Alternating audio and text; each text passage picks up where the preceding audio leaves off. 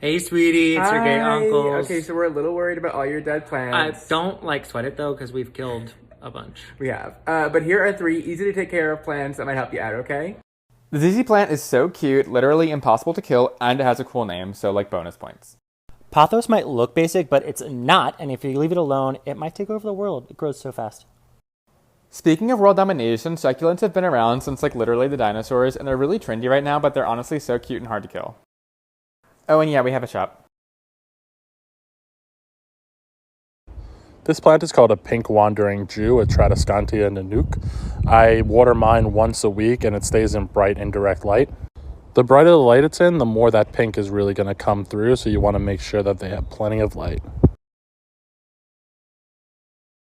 I get some shit for this one, but who's ready for some brutally honest plant parent tips? We are not holding back. Well, maybe a little. You are going to unalive some plants, like a lot. Watering schedules to me are kind of BS. Learning how to actually tell when a plant needs water will do you way more good than a schedule. Speaking of watering, no sitting water, please. I do not water these plants in this pot. I take it out and take it somewhere where it can properly drain. It's not just sitting there festering. You do not always need to repot new plants immediately. Besides changing the substrate, like going from soil to leca, these are my only reasons to ever really repot a plant. Essentially only if it's going to start declining or slowing down growth if it stays in that pot. And last, skip on those fertilizer sticks. If you want to fertilize, which you definitely don't have to, I personally recommend using a liquid so you can actually control how much food you're giving your plant. Let me know if you want a part 2, and have a good day.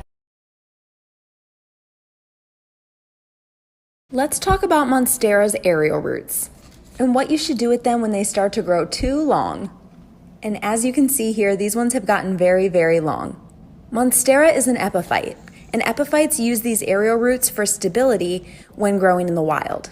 They send down these long aerial roots that then root into the soil and give them lots of stability when they're growing up tall in the trees. You can cut these aerial roots, but the best thing to do is to slide them back into the soil for more stability. Follow for more from a botanist. Welcome back to Plant of the Week. It's time to talk about one of the most underrated plants ever. Here's how to take care of your spider plants.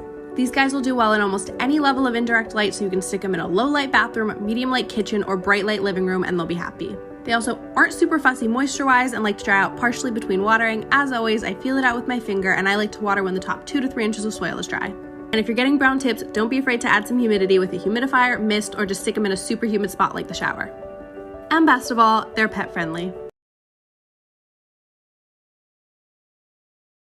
I received a request to talk about aloe care, so let's talk about this giant aloe vera.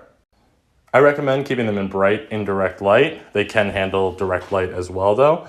I water once every 2 weeks. You really want to let that soil dry out completely in between. As you can see here, we have some new pups coming in, so when I repot this in a couple months, I'll remove those and have some extra plants.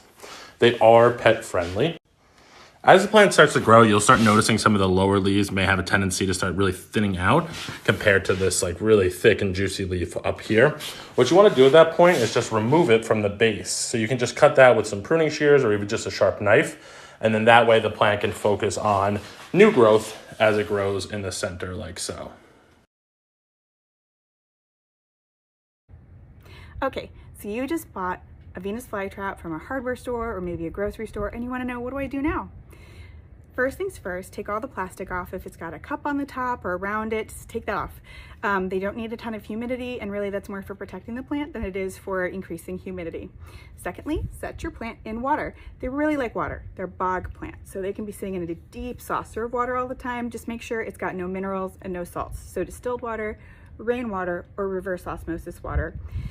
Next, they are a full sun plant, and they generally like to be outdoors. So if your area has nighttime temperatures that are over 15 or 20 degrees Fahrenheit, put this baby outside in full morning sun sitting in water. Leave it outside for about 4 weeks in that morning sun. As it adjusts out, you're gonna see some traps die back, but that's normal. And then you can increase it to full afternoon sun after it's been out there for a little while. All right, happy growing. These small white pests are called mealybugs, and they can do a lot of damage to your plants. An easy way to kill them is to take your plant out of the pot and completely submerge it in water. Within 15 minutes, they'll have drowned, and you can repot your plant and it'll be good to go. Make sure to check other plants in the area because they like to travel. Today I'm going to teach you how to make 3 homemade plant fertilizers in less than 45 seconds. You'll need eggshells, a banana peel, and about a 1/4 cup of coffee. First, we're going to start with coffee, which is the easiest in my opinion. Add the coffee to the watering can and then fill it with water and feed your plants. Next, the banana. So take the banana peel, put it in a mason jar, cover it with water, close the lid, let it sit for 48 hours, and voila, you got yourself a fertilizer. Add it to your watering can, fill the watering can with water, and then feed your plants. Next, you have your eggshells. Take your dry eggshells and put them in a processor or blender and blend them up. Then all you have to do is add it to the top of your plant and water. Voila!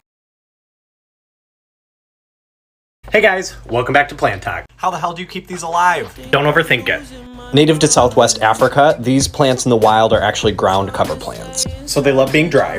They love lots of bright and direct light. And if their grow points get the chance to be by a potting medium, they'll grow new roots.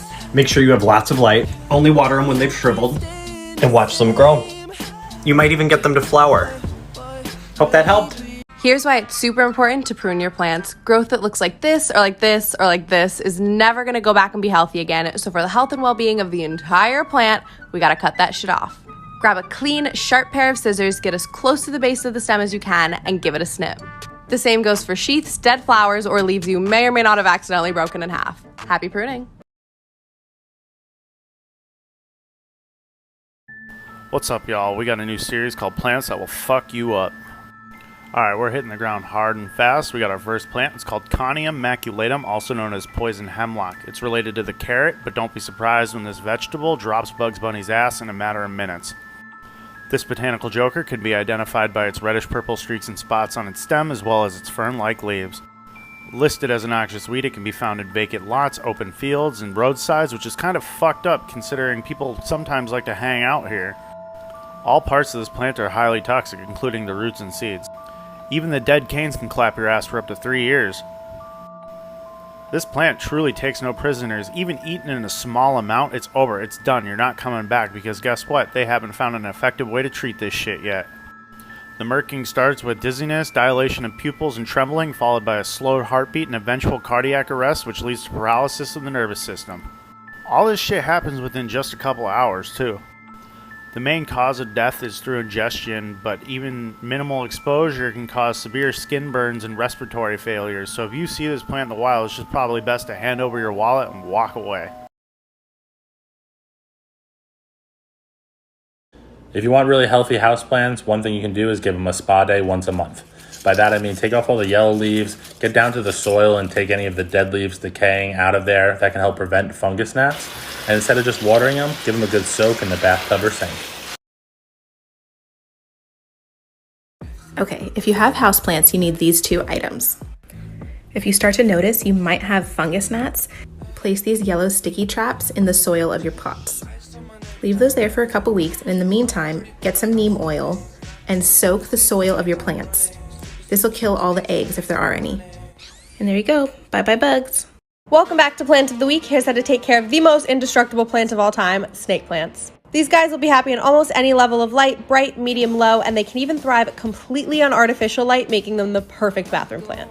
They're also super drought tolerant, so you want to wait till the soil is 100% dry before giving them a thorough watering. They don't need tons of added humidity, but if you see some crispy tips, it doesn't hurt to give them a little bit of a spritz. I work with houseplants for a living. I'm home at my mom's house and she's got 4 fiddly figs. Each one of them has a different thing going on here, so I wanted to talk about what she's done right, what she's done wrong. Sorry, Mom. The first one I notice is this looks to me like a bad spider mite infestation. You can't totally see, but there's some webbing right here. It's got spotting on little leaves and spotting on old leaves, which are both signs of watering infrequency. I think this was getting the right amount of light. Then we have this one here. This looks like a sunburn to me, which would also explain these like lemony colored leaves versus, the dark green. This one's okay. We got some, obviously she forgot to water at some point, but this is my problem. Unless she plans to keep this plant small, this is a waste of a branch here. It would look weird to have a full tree with like a tiny branch coming out of the bottom. This beauty, which is just thriving because it was getting bright and direct light, I think she must pay the most attention to this one. It does need to be dusted. This is what your succulent is telling you. If it's gotten leggy like this one, you're not giving it enough light. If the leaves are curling under like this one here, it also needs more light. If it's pruny looking, you need to water it. If there's little hairs coming out of it, those are aerial roots. She's thirsty. If the leaves look translucent, it means you've overwatered. Maybe stick a tampon in it. And if the leaves are dying from the bottom, it can mean it needs more water, but that's also just a part of its natural life cycle. If you find leaves that look like this, That's a propagation, plant it. This is a death bloom. This is a happy bloom. It's flowering.